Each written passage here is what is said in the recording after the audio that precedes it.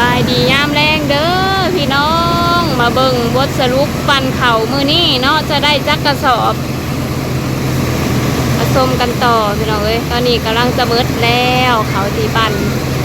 ก็ฝากเบิ่งฝากส้มฝากให้กำลังใจในเด้อพี่น้องเด้อขอบคุณหลายๆเอารถเหยียบตีนใช่ไหมบ่เด็กน้อยพี่น้องเอ้ยไอ้เต้เช่มาขี้ผู้ใหญ่บ่ขี้ผู้นี้ก็อยากขี้เอ้ายังน้อยหันน่ะคันแม่นบ่นอนน่ะห่วงให้ได้รถนะบ่อยากให้หมู่ขี่หมู่ก็อยากขี่รอเบิ่งเนาะพี่น้องอันที่เห็นอยู่น่ะบ่แม่นนั่นรถปั่นรถเกี่ยวที่ในกระสอบมันทั้งพูนทั้งหลังบ้านเพิ่นแล้วพี่น้องเอ้ยรอเบิ่งมันใกล้จะเบิดแล้ว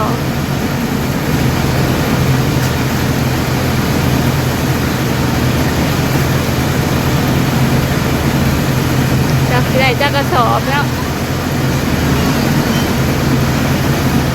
เทมาจังหน่อยตกเลยฮะ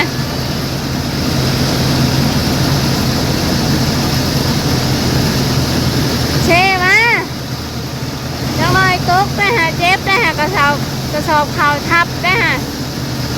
พอกระเทศเวียกเห็นงาน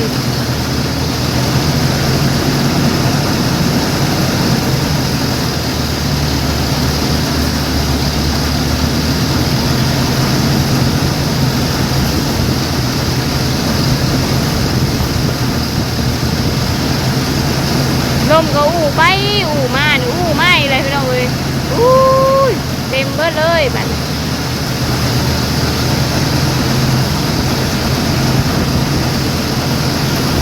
อู้ไปผูละไข่แน่ลมทงหน้าไข่แน่ขันอู้ก็มาเพื่อนแล้วปล่อยเบาเลย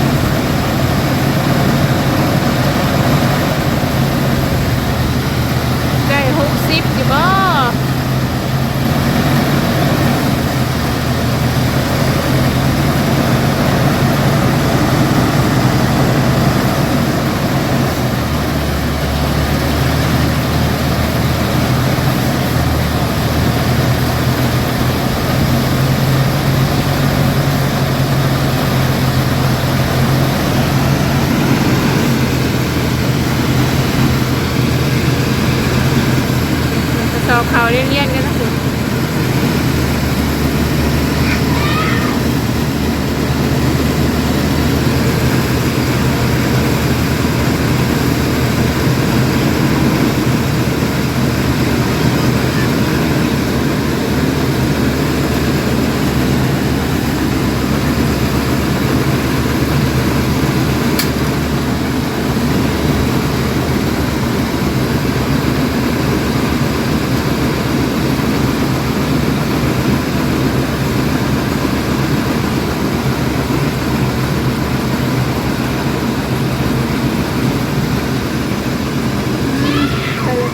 ใกล้จะเบิดแล้ว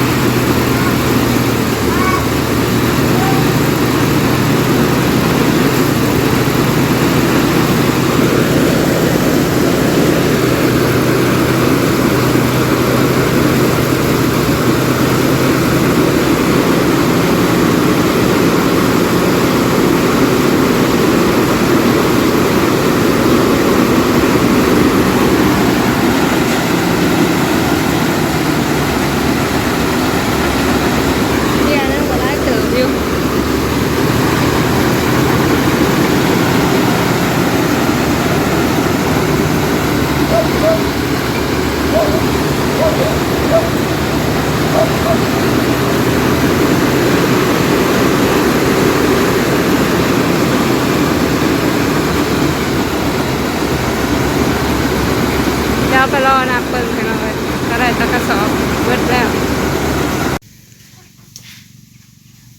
สบายดีรอบหนึ่งพี่น้องเอ้ย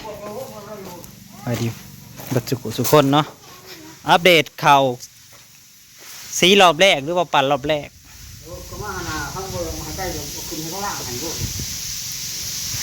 ปัดมาใส่กระสอบไว้เท่ให้ไก่ก็ได้เบิดโอ้ยมันอยู่ขึ้นเทิงผมพี่น้องเอ้ย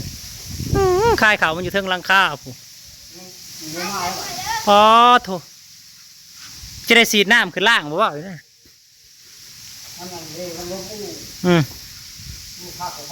บ่เบิดจักเถื่อแล้วกันเนี่ยอยู่หลังคาแล้วก็ปิ้วลงมาแล้วก็ปิ้วลงมาอย่างนี้แหละโอ้ย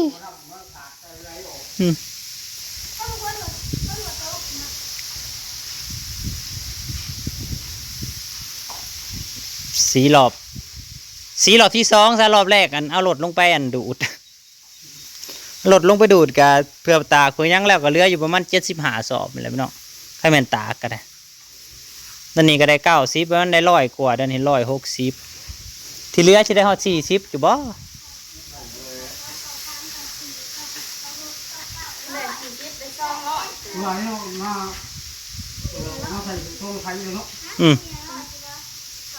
อยู่ได้ปีนี้สิประมาณมาได้ดอกอยู่ได้170-80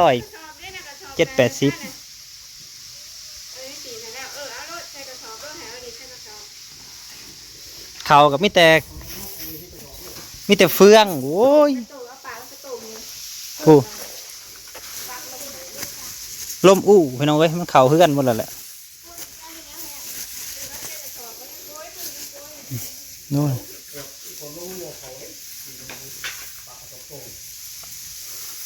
นี่แหละพี่น้องสิพากันเคลียร์จะเอาเขาไปตั้งไว้นี่แหละเพราะว่าท่านพ้นมามันกับบุเป็นปัญหาอย่างเพราะว่าเขาตั้งไว้นี่เพราะว่าเราเขาก็ยังบ่ทันเคลียร์แล้วเราเขาก็ยังบ่ทันได้เคลียร์แล้วก็คล้ายที่เขามีบ่งไหวแน่ฝนตกก็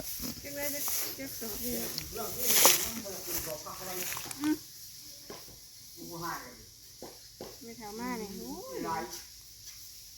เขาบอกเมื่อทำบอกก็เอาสำนีแหละของเขาหายสำนีเฟืองบุหน่อยเฟืองก็จะเข้ามาอัดมืออื่นนี่แหละให้เขามาอัดเฟืองอัดไปจาก30-50ก่อนเรืออะไรกันอันนั้นเฟืองมันไก่เฮือนเลยเนาะพาเขาหน่อยไปบางแน่มันไงใส่กลุ่มยังมีแต่คายเขา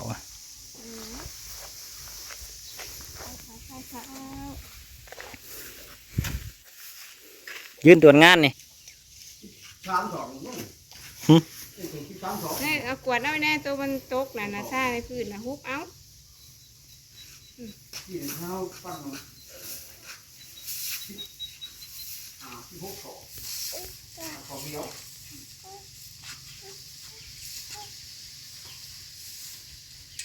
ดี๋ยวไปน้องเลยใหญ่เข้ามา